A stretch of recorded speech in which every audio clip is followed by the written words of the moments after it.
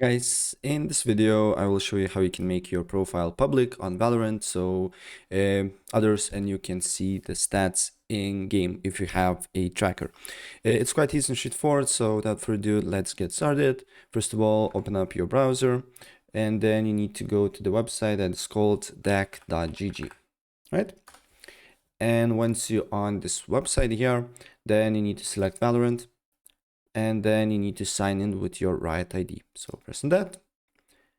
And then I need to sign in with an email and a password. So let me log in.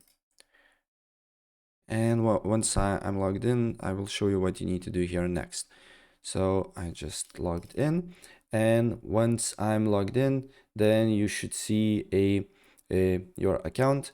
And then if we go on, as you can see here, this part of your account, as you can see, my account is private. So what you need to do here, if you want to go public, you just need to press switch to public here.